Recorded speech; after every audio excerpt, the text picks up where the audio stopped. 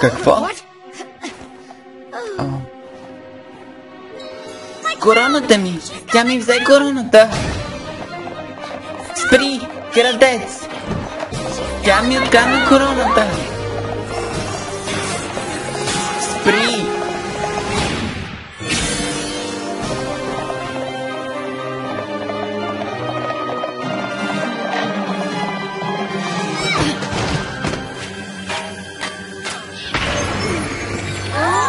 Какво направи с короната ми? Съжалявам, че трябва да бъде по този начин. Принцеса. Кой беше това? Съсвишима, стар мой ученик. Тя вземаше уроците си преди Туайлайт. И когато не получи това, което искаше, то бързо стана зла и нечестна. Опитах се да й помогна, но тя реши да вземе свои уроци и да тръгне по собствен път. И едно от това нещо беше да откана короната ти. Замени на Туайлайт с тази. Предполагам се, че ме си мислил, че няма да забележиш, че тази не е твоята.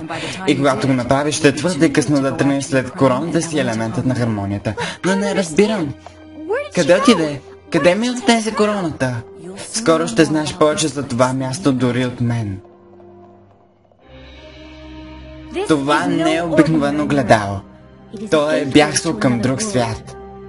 Отвор, който се отваря веднъж на всеки 300 луни. Бляскава!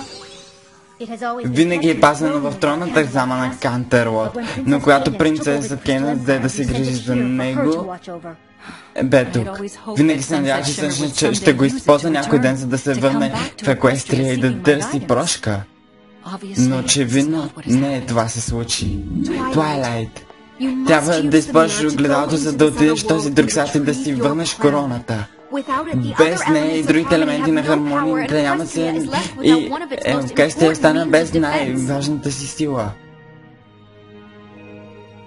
Короната ти не принадлежи в това място, където Шимър нарича дом. И ти и твоят елемент на хармонията трябва да се използват, за да върнете хармонията тук.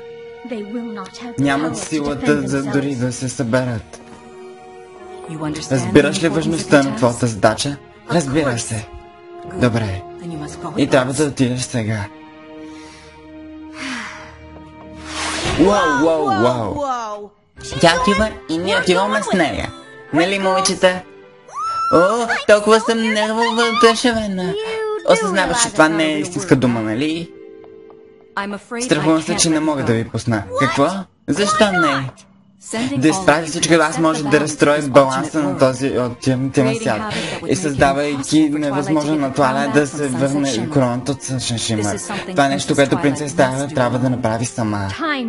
Време е за това. На третия ден луната ще се събере с слънцето и ще се затвори порталът. И когато бъдеш, ще трябва да чакаш 30 луни, за да се върнеш.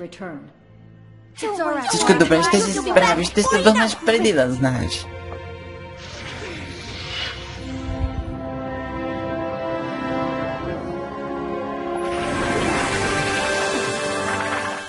Спайк, не!